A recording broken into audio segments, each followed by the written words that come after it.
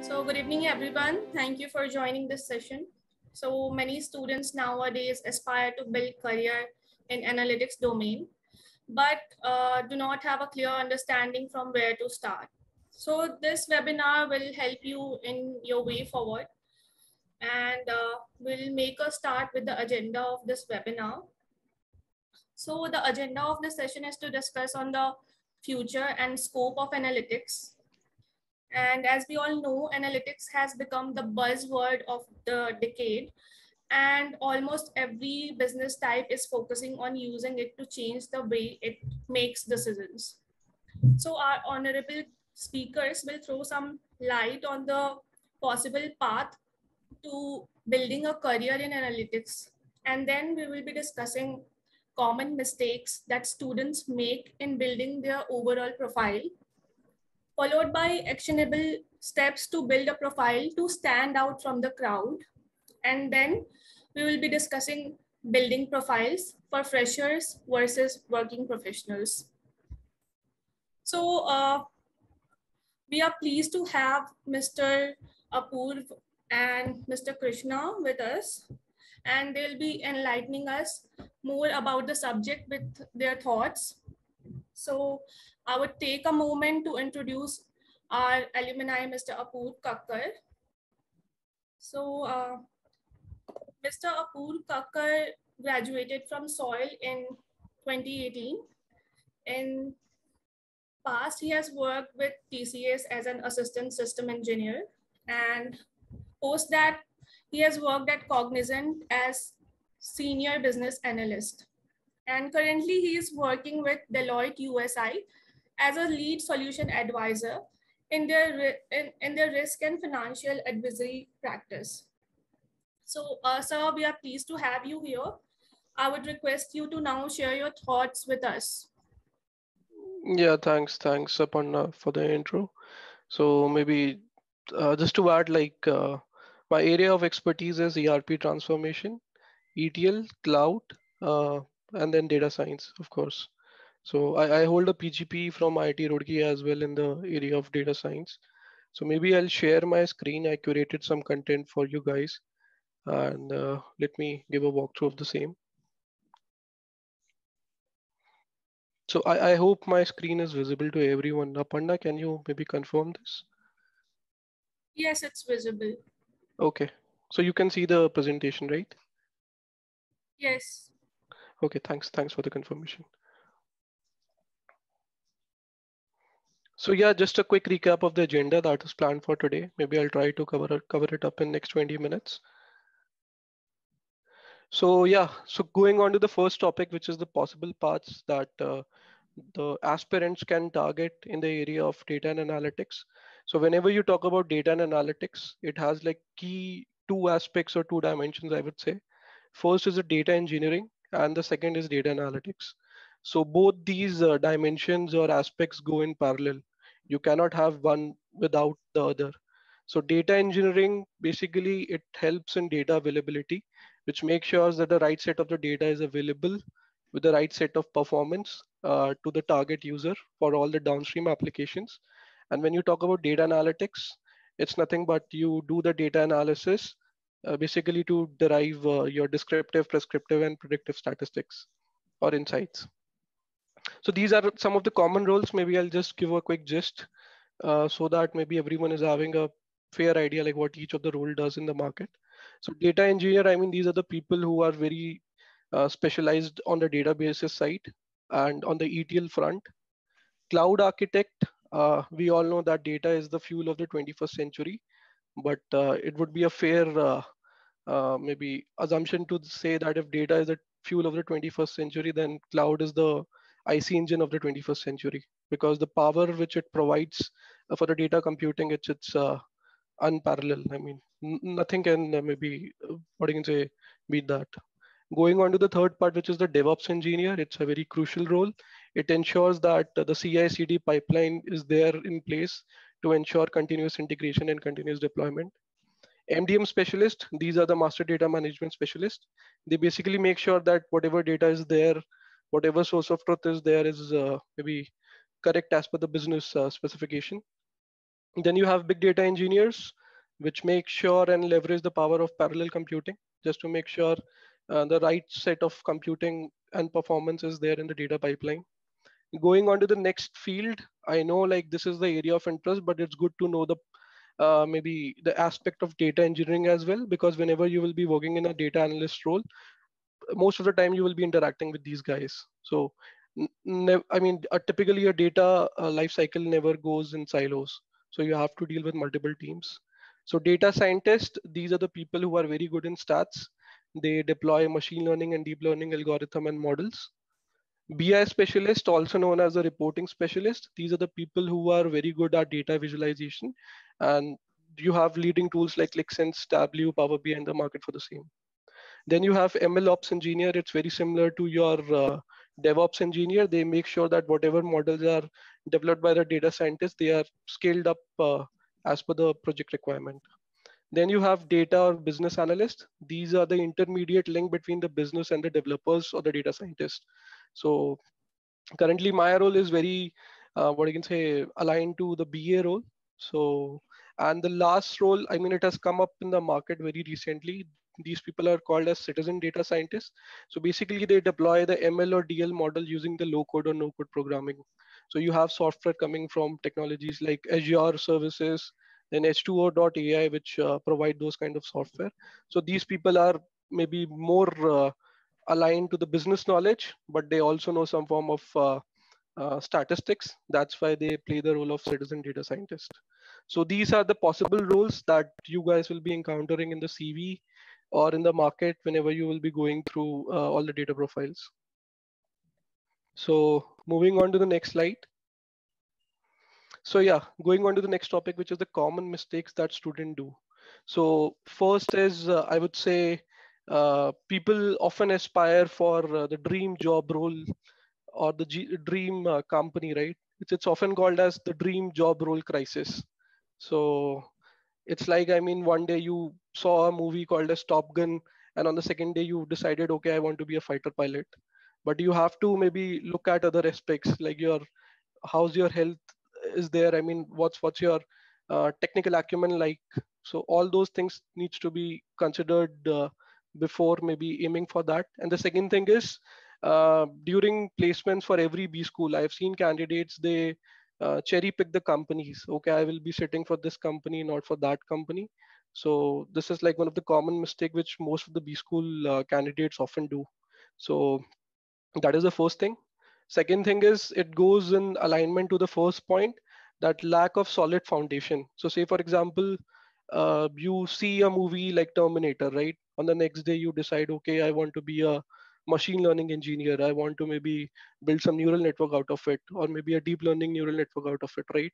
But at the back end, you need to realize that how good you are at coding, because at the end of the day, you have to develop these models on top of scripting languages like Python, right? And even if you talk about language libraries like like Keras or TensorFlow in front of interviewer, and if you don't know the basics of pandas and NumPy, that won't fly. So you really have to understand your strengths and weaknesses before you maybe apt for or maybe apply for any of the roles. The third point is not socializing enough. So I mean, even I found this event to be a very, what you can say, useful one. I was never aware that one of our alma mater is working with Tiger Analytics. So thanks to the team.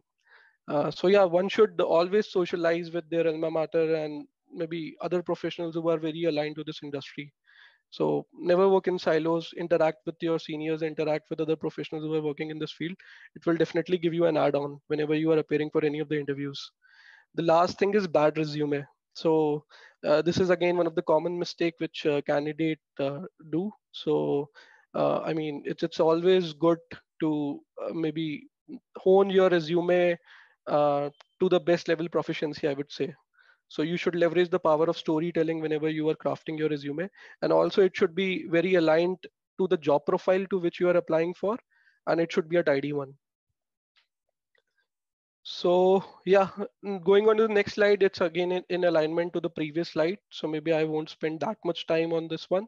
So how do you really stand out from the crowd?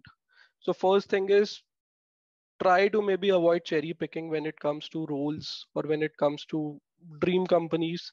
I mean, when you are a fresher, I mean, I would suggest, I mean, it's good to target a relevant profile, but avoid doing cherry picking in terms of organization which comes to your campus. Second thing is strong fundamentals. So if you are aspiring to get into a data and analytics kind of role, probably there are certain prerequisites that I will be covering up in the next slide. So I would say that's a maybe a must to have skills whenever you are applying for a data analytics kind of role in the market. Third thing is networking. So again, like I've mentioned, you have your seniors, you have your professors, then you have a platform called as LinkedIn that is there to socialize. So definitely you can leverage that thing.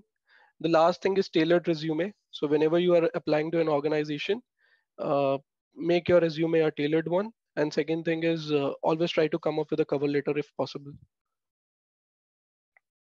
So going on to the last topic, like how one should build his or her profile, keeping in mind whether he's a fresher or a professional, right?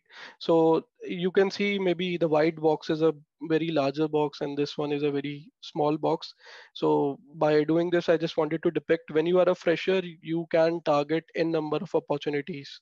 But when you are a professional, somewhere or the other, you have to keep your past work into alignment whenever you are applying for any of the job profile. If you want to leverage your past work experience and don't sound like a fresher in front of the interviewer. So for fresher, the must-have skills I would say is to focus on the internship because that is the only project experience you will be having whenever you will be facing the interview.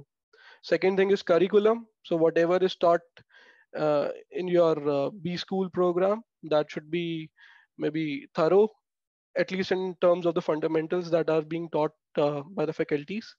Third thing is the attitude. So as a fresher, I mean, I would expect everyone to have that kind of zeal of learning and maybe to learn new skills. So that should be there. And certification and leadership skills, definitely it's an add-on. But when you are a working professional who has some sort of relevant experience for the job role to which you are applying, then definitely even in your resume and at the time of interview, you should bring out your work experience very carefully and in a very tailored manner. So say for example, if you're coming from a manufacturing background and you want to enter the space of data and analytics, then definitely you can talk about use cases that are maybe applicable to the work that you have done in the past. So say for example, maybe I was a procurement manager in XYZ company, and now I want to enter the space of data and analytics. Then definitely I can talk about supply chain analytics in front of interviewer. Maybe I can curate some of the use cases that were potential at that time to the business, but as I was working in another department, I was not able to use that. So those kind of instances definitely should be brought up at the time of interview. Second thing is certification. For a working professional, definitely it's a add-on. So I mean, if you have worked in the IT sphere in the past, I would suggest maybe if you can start doing certain certification on this front. Say for example, cloud, I know it's the future, right? So before applying for the job or before completing my soil curriculum, definitely I can opt for the fundamentals certification of cloud. So say for example, if I want to get certified on Azure, then definitely AZ900 is a very good option for me. Last thing is leadership.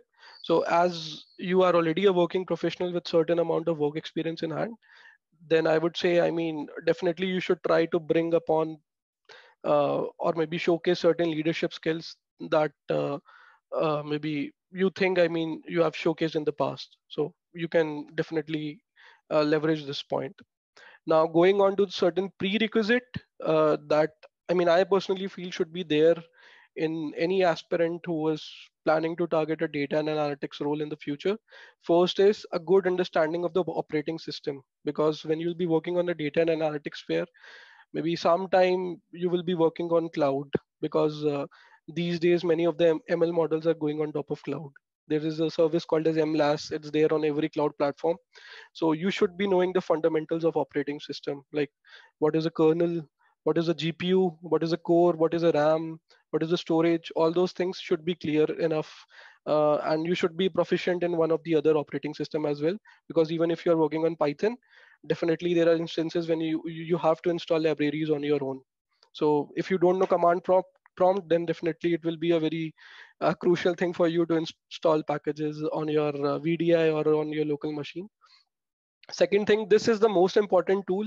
No matter you aim for a data analytics profile, or you target a marketing profile, or you target a finance profile, MS Office and MS Excel, it's a must. I mean, as you grow in your career ladder, trust me, no other tool will be as useful as MS Office and MS Excel. So, I mean, doing your MBA, it's the best time to maybe hone your skills on these two tools. Third thing is SQL. I mean, for anyone who is working or who is aspiring to work on the data front, knowing SQL, I guess it's a must, because maybe in some or the other project you have to deal with the databases, and most of the databases are relational database management system. So SQL is the native language for that. And I, like, coming from a mechanical background, if I can do it, then definitely anyone can do it. So please try to learn SQL. I don't know whether it's there in soil curriculum as of now or not, but I would encourage everyone to learn this, uh, I would say, coding language, which is called as SQL. It's a language through which you can talk to the databases. The next three things, I guess it's already covered in the soil curriculum. So the other thing is, I mean, you should know one of the data visualization tool. I mean, just for illustration purpose, I have showcased Power BI over here, but I will encourage everyone to learn like one of the data visualization tool. It can be Tableau, it can be ClickSense, it can be Spotfire, it can be Power BI. It's up to you, but I will encourage everyone to learn at least one data visualization software. Second thing is, maybe you should be familiar with one of maybe the data science tool. I mean, R is there, but I will encourage everyone to learn Python. So I guess there is a faculty also which is visiting soil, and probably you can learn libraries like NumPy and Pandas. So these are the basic languages that one should know if he or she is aspiring to get into a project where he or she has to deploy machine learning or deep learning models. So I will really encourage to learn Python. Apart from this, Python helps in n number of use cases, whether it's your web development, front end development, automation, you name it, and it's there in Python. So I will encourage everyone to maybe start learning Python in some or the other form, because it's going to be dominating the market for the next 10 to 15 years for sure. The next thing is, if you are done with all these things, then probably try to do some basic fundamental course on cloud, because as I've mentioned earlier, if data is the fuel of the 21st century, then cloud is your next IC engine, which is your internal combustion engine, which is there in your car. So yeah, that's all I would say. Yeah, that's all from my end. Thanks everyone. Thank you so much, sir, for the valuable insights on the analytics domain. So now I would like to introduce our next speaker, Mr. Krishna. So Mr. Krishna graduated from SOIL in 2017 and has worked in Gramener as a lead data consultant. Post that, he worked at Maverick Systems as a business intelligence consultant. And currently he is working at Tiger Analytics as an analytics consultant. So, sir, we are so glad and really appreciate having you here. I request you to please share your thoughts with us. Yeah, thanks, Aparna. Probably I'll also share my screen for a quick presentation. I think most of it, I think Apur was covered, but probably I'll try to look at it from probably the unconventional way. So yeah, there we go. 7:20. So okay, hope I'm audible, and hope my screen is visible. Yes, sir, it's visible. Okay, thanks.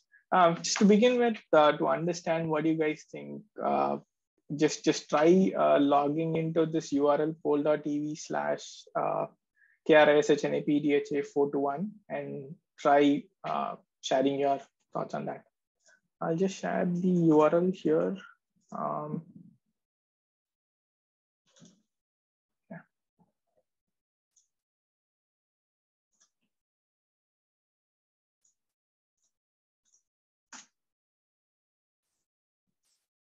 See if you can answer me.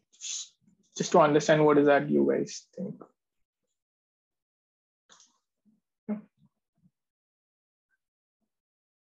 I mean, if you click on that URL again, it's not going to be recorded. Just yeah, I see one result. So what is that you think is an important skill in data science? I'm sure you might or might not be biased based on Purva's talk. So yeah, I was wondering the same, Krishna. It's gonna be a bias. Yeah. So let's look at it. So with the bias, and then we'll try to remove the bias to the same. Yeah. So 3 of you have answered. Thank you so much. Probably we'll wait for another 10 seconds, 20 seconds to see. Okay. So out of the 4, 2, yeah, we have 5. Okay. So we'll consider this as a representative sample, given that we have close to 30 odd people, right? So, okay, 50% of you think that it's both. Okay, there we see, okay, the bias is sort of coming down. Okay, so half of you think that it's probably technical and half of you think that it's general. Okay, cool. Thanks, guys. Thanks to 10 of you who have tried responding by clicking on that link. Okay, still half. It's great. Okay, functional is going up. Okay, so yeah, so before we look at the presentation, so I have sort of broken down into 3 topics, but let's look at the most used, confused, and abused jargons of the data science world, right? So some people use analytics, visualization, data lake, big data, neural network, deep learning, NLP, AI, ML, and so on and so forth. The list goes on and on, right? So again, so just don't get carried away with all of that. We'll probably understand what do we do in data science, what's data science all about, what are the potential career paths, and how do you build your profile, right? And if I had a job profile generator, job title generator in the data industry, right, this is how it's going to look like. Let's say that I have a bunch of keywords, which is chief, principal, senior, junior, associate. And the area is going to be data, statistical, ML, AI, whatever, right? And list of activities. What do I do? Data science, engineer, data analyst, and stuff. And pick one from each one of this bucket. And then you have created one job title for yourself, right? And a different combination of all of these is going to give you different job roles that are available in the industry, right? So again, the takeaway is that don't get carried away with the job title or whatever, right? So that being said, so before even trying and understanding the job opportunities, the skills needed, I thought I'll take you through what is the value of data science. What is that we typically do in data science? Number 2, we'll talk about the career opportunities. Again, Apurva has covered the conventional way of getting there. I'll probably try to look at it from the unconventional ways of getting there. And we'll talk a little bit about the impact of recession, the impact of recession on data science jobs, and how is it going to be looking like in the next probably 2, 3, or 5 years, right?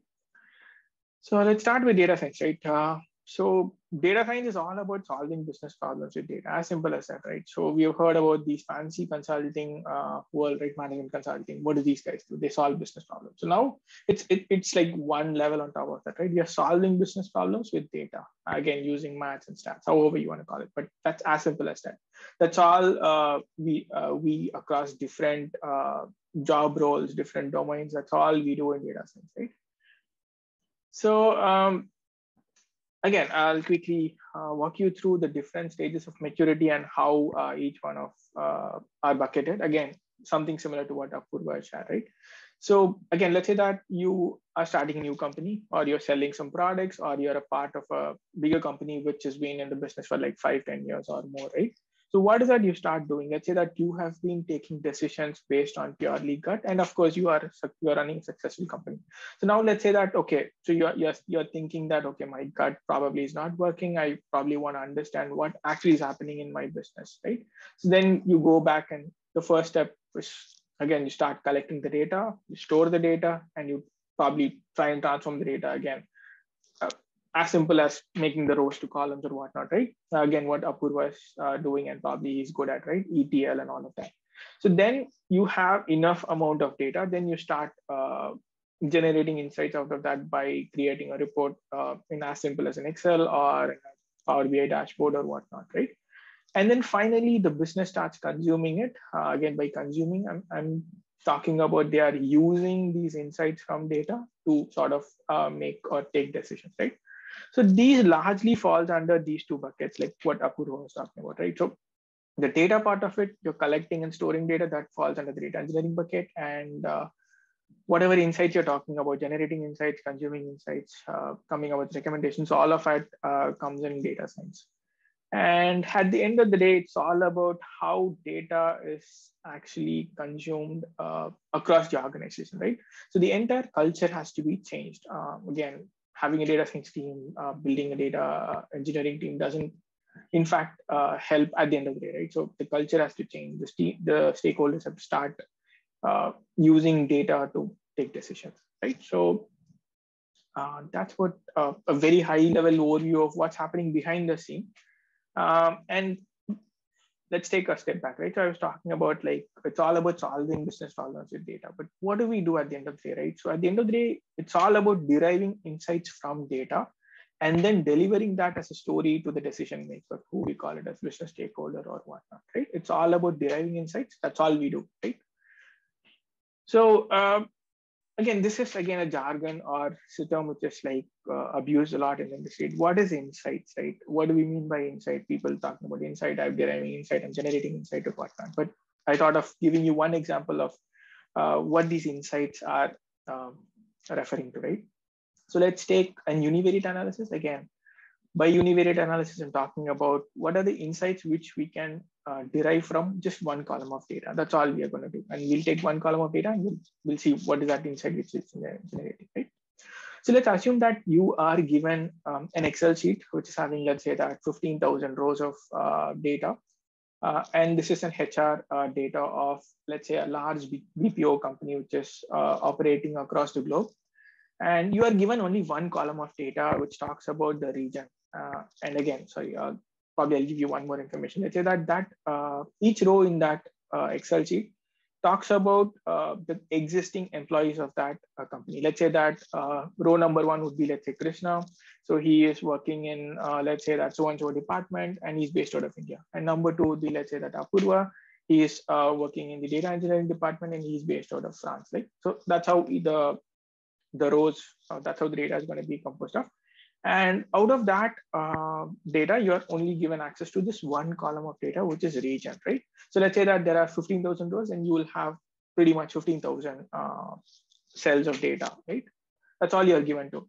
So what is that insight which you can generate from this one column of data, right? So all you have is just this qualitative column. It's not even quantitative, right? So probably it's not even ordered. Like, is it sorted in the ascending or descending order? No, it's not even sorted. The only thing which we can do is that we can look at the frequency of occurrence of each one of these regions, right? Let's say that how many times India occurred in that database, how many times China occurs in that database. So that's all we can do, right? So from that 15,000 rows, let's say that you figured out, okay, how many times each one of them region is occurring. That's all we've got. So now that, okay, we have one quantitative column. Is this all, or is there some more to this data, right? So let's say that you are sorting this data, this frequency in the descending order, and let's say that you are ranking based on the count of occurrences. So now, yes, we have two quantitative columns, and then we can definitely look at a distribution. Again, by distribution, I'm referring to you can place each one of these regions in a two-dimensional area, right? One is the x-axis, the other one is the y-axis. Let's say that on the x-axis, you sort of have the rank, and in y-axis, you have the count, right? So, and then if you are looking at the distribution of this data set, how does it look, right? Again, that's called a rank frequency distribution, but again, forget about all of these jargons. Let's say that again, on the x-axis, you have the rank on the log scale, on the y-axis, we have the frequency on, again, a log scale. Again, why a log scale and all of that is a different discussion altogether. But again, a quick note is that again, the differences between the data points is so huge that a log scale will help you to look at the distribution really well. So, but otherwise, again, if you plot the rank and the frequency on and look at the distribution, this is what you get. And this pretty much, if you're connecting all the dots, this looks like pretty much like a downward trending line, right? That's all you look at it. So this kind of a distribution is called the power law distribution. whenever you come across, again, a downward trending line or an upward trending line, it's called a power law distribution. And the definition goes like this, right? So a power law distribution states that a relative change in one quantity results in a proportional relative change in the other, right? Let's go to this example, right? So what does power law means? So it means that a relative change, let's say that this data point is India. So let's say that this data point is India, and let's say that this is headstrong. Okay, headstrong is nothing but a region, a group of countries in the Asia Pacific region. Let's say that Singapore, Malaysia, and Thailand put together. Let's say that that's called headstrong. So this is India, and this is headstrong, right? So what it means is that if India is having a head count of 10, or if India is occurring 10,780 times, then headstrong can occur only 1,554 times. That's what it says. And if India, let's say that the ratio between India and headstrong, let's say that headstrong is 10% of India, right? Again, all of these numbers are referring to the headcount in that organization. So let's say that there are 10.8K employees in India, there can only be 1.5K employees in headstrong. So let's say that India's headcount goes up by 10%. Let's say that India's headcount goes up by 100, and headstrong's headcount can go up only by, let's say, 10% of that, which is 10, right? So it cannot go beyond 10. So that's what it says. So now you may ask me, okay, what causes power law distribution? What causes this kind of distribution, right? There are two reasons to it. One is called a preferential attachment, and second one is called an exponential growth. By preferential attachment, I'm referring to, let's say that the HR head of that organization is an Indian, and he is biased toward India, and then he wants to scale business, set up more offices, hire more people only in India, then it's called a preferential attachment. On the other hand, let's say that Indians are very good, they have the enough skills and education to sort of help the business grow rapidly. And in that case, let's say that the company wants to scale and then have more people in India because purely about the performance which they are giving. Then in that case, then it falls under the exponential growth bucket, right? So the other interesting area, domain where you can also see this power law distribution in action is singers, Bollywood singers, right? So what I have is that the songs sung by each singer is what we have. Lata Mangeshkar, I think she sung 824 songs, while Asha Bhosle has sung 810 songs, right? Again, if you plot this, again, rank versus frequency, you see a similar distribution. And again, it's a power law distribution, right? So now let's try and understand what causes this power law distribution. Was there a preferential attachment, or was that because someone really sang well, right?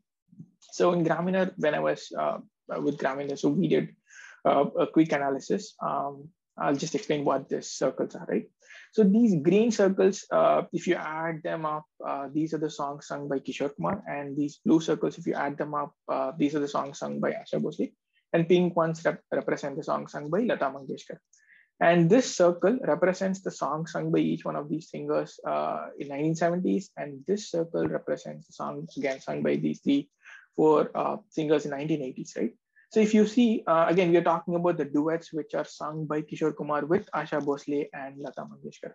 So if you see, the circle size is basically the songs sung by Lata Mangeshkar and Asha Bhosle are pretty similar in terms of the number of songs sung by each. Again, this is in 1970s. But if you see 1980s, the songs sung by Lata Mangeshkar, again, which is represented in pink, seems to be smaller in size compared to the number of songs sung by Asha Bhosle. So which means that Kishore Kumar has started to sing more songs in 1980s with Asha Bhosle compared to the number of songs sung with her in 70s, which was pretty much the same number between both Asha Bhosle and Lata Mangeshkar, right? So again, now what the insight again from the story is that there is a power law distribution, which means that the number of songs sung by Lata Mangeshkar could have been only 824, while Asha Bhosle could have been only 810. And the reason is because of preferential attachment, which comes from the duet sung by Kishore Kumar, right? Which is again in 1980s. So that is that one line takeaway or the insight from that analysis, again, from one column of data. Again, you may ask me, is everything a power law distribution? Absolutely not, right? I'll give you one more example before we move on to the further sessions. Right? So let's say that you have access to the data dictionary of that same HR database, but this time you're looking at the employee exit database. Basically, each row of the data refers to the employees who have quit the organization. And I'm interested in looking at this age column.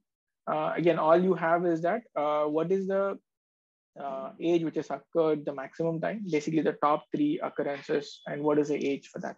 So 25, the age 25 has occurred 1,000 odd times, 26 has occurred 953 times, and 27 probably is coming in like 907 times. Again, so if I plot the distribution, if I just plot the frequency of the age, again, you get a pure, you get a normal distribution. You see that there is a huge spike. There's a huge number of people, 1,000 plus people quitting the organizations in between 25 to 30, right?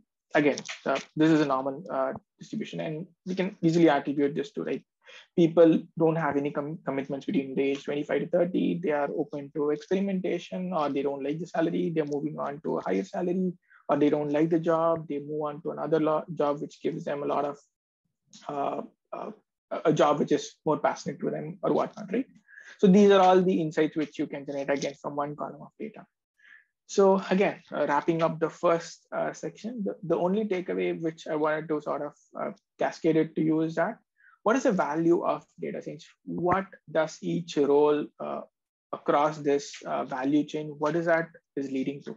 It's nothing but deriving insights from data and nothing more than that, right? So whatever tools and techniques you're going to use, at the end of the day, you're going to use all of them to generate that 1 or 2, 3 insights from data. So that's the value which data science gives the businesses. So moving on to the career opportunity, right? Again, Apurva has spoken a lot about the roles and the tools which are needed for each one of the roles. So I'll touch upon the skills rather, right? So there are pretty much 5 building blocks of data science, again, in terms of the skills perspective. So one is definitely the business. Again, so let's say that in Soil, we have HR. So we have the marketing cohort. Let's say that we have the finance cohort. So that is what I'm referring to by the domain knowledge, right? So finance guys are going to be good at finance. HR guys are going to be good with finance and HR, whatever they are picking up, right? So what is the domain you're coming from? So are you going to work in a logistics supply chain domain, or are you going to work with a bank or whatnot? So then you pick up the domain skills, right? Second one is with respect to the analytics, or I call it as math and stats skills. So you need to understand what algorithm or what aggregation you're going to use to answer a question or to find insights, right? And the next, again, building block is design. So when Apurva was talking about the visualization or building the dashboard in Power BI, right? So how are you going to design the dashboard? How are you going to present the data? Are you going to use a bar chart? Are you going to use a sunburst or whatnot, right? So depending on what decisions are taken, what that number means, how that number is going to impact. So how are you going to bring in all the design elements to share a good story, or to let people derive insights from a dashboard or whatnot, right? That's the design angle of it. And the fourth area is development. Again, as Apurva was mentioning, right? So let's say that you're building a model and you're productionizing it. So you're going to have a lot of front and back end database related work. You're going to bring in a CI/CD pipeline to sort of automate the entire pipeline every single time a data is refreshed, and so on and so forth, depending on however you want to productionize the models, right? And finally, the project management piece, which talks about change management, stakeholder management, setting the timelines or whatnot, right? So all of these are the core building blocks of data science. And each one of the area or each one of the block has its own skill sets, which is needed. So of course, domain comes in, as I was telling. So either you pick it up from the MBA days, or you join a company and then learn the domain. Again, design, you can start reading book or take design courses or work with a designer in your project to understand what are those nitty-gritties. Stats and maths, again, so we know basic statistics. Again, from Soil, you can learn furthermore deep learning, machine learning, and all the other advanced algorithms. Again, so that's going to be the like what Apurva was saying, right? So that's going to be the solution piece of it. I know the problem. I want to understand what will help me solve the problem, what algorithm or what function or what formula will help me to solve the problem. That's the analytics piece of it. And development, again, those are usually software engineers or full stack developers who are going to help us build the entire solution. And again, project management comes in, I mean, with your project management skills, again, pretty much through your case studies or whatever problems you're solving, and that will definitely come in handy, right? So there are n number of tools available in the market. Every day we are having a new tool. Companies shift from one tool to the other. Again, for whatever reasons it could be, right? Could be cost advantage, or it could be some enhancement in another tool which is not available in the older version, or another tool. But whatever it is, the tool doesn't matter. That's what I wanted to give you as a takeaway, right? The person's skill with the tool matters. So let's say that I give you a data set in Excel, and let's say that I ask you to come up with one insight. Can you do it in 5 minutes? Can you do it in half an hour? Or can you take 5 hours for it, right? So what is this? What is your skill level with that tool? What's your comfort with the tool matters at the most, right? So I've seen in my past organizations that different people, different data scientists use different tools. But at the end of the day, they can do the same kind of analysis and get the same insights, again, probably at similar times, right? Because each one is good with their own tool of comfort. So never get carried away with the tool. Pick up a skill. Let's say that you want to become a domain expert, become a domain expert. Let's say that you want to use Excel to get better at it, go with Excel. Or let's say that you want to pick up SQL and then do all the analysis using SQL, feel free to go ahead. Again, whatever tool, it doesn't matter. The skill with the tool matters. Again, this is a famous quote, which I really like from Peter Drucker. So the only skill that will be important in the 21st century is the skill of learning new skills, right? This sort of emphasizes a lot about how technology is becoming absolute in the data science industry, right? So again, tools are, again, irrelevant. Know how to use the tool and then solve or generate insight from data. So coming back, probably if we have another couple of more slides to sort of wrap up before we take the questions. So I'll touch upon the impact of recession in the industry, right? How is it going to impact the data science folks? Again, this is from the McKinsey report, which talks about two things. In the x-axis, you have the vulnerability of the job. So from 0 to 100, so from low to high, how vulnerable is a particular job? How easily can I lose my job? On the y-axis, you have the salary for that job. Again, low to high is what we have. So if you see the sweet spot is going to be here, right? So my job is going to be less risky, but I want to be getting paid really more. So you have a bunch of jobs here: professional, scientific, technical, management, information. Well, on the other hand, these are the riskiest jobs, right? Vulnerability is high. The risk of losing a job is very high, and also it pays you the least, right? So you have a bunch of jobs here, right? So retail, accommodation, food services, whatnot. So the sweet spot is this one, right? So, and that's exactly where data and all these management consulting jobs are falling under, right? So, but here are the jobs which require the least educational qualification and probably the hardest to do, right? Be it your driver or be it someone working in the hospitality industry or whatnot, right? So these are the riskiest jobs, and the data science jobs are probably the most secure one. And of course, they're going to be paying you like really, really well. So it all looks really good in terms of the future. Again, your future in terms of monetary benefit and as well as the riskiness of losing a job, right? So data science is really promising, right? So now again, I'll take a step back and probably give you 3-4 things to do to sort of get into data science, again, through an unconventional way, right? So of course, you can read a lot, write a lot, probably whatever you're reading, you can write a blog, probably write a LinkedIn article on that. Second one is that do projects, right? So let's say that you have your mentors, or probably work with the Soil team. They do wonderful HR consulting with most of the companies in India. So try associating yourself with a professor or probably with your mentors. See how you can help them. Let's say that they have data. Say that, hey, I want to work on the data and want to see how I can help you with your data work, right? and probably complete that one project, complete helping that one person, call that as an internship or a side project or whatever, right? So finish that project, look at the learning which you've got. Again, first of all, finish that project, sit back and then think about what are the learnings which you've got from that project, and then start reapplying. Take another project, apply the learnings from your past project, and then move on, take more projects, right? Depending on which areas you want to work, depending on with whom you want to work, right? And the final piece, this is what I call it as the unconventional way of getting into the data science, right? Tiger Analytics is one classic example. So they hire you only for your skills. They do not care about your past experiences. Are you coming from an Ivy League or whatnot, right?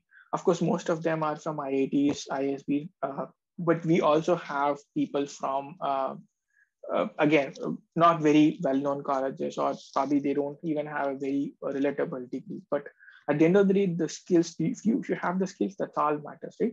So now, how do you portray that you have the skill? Let's say that you're good at visualization. Go have a Tableau public profile.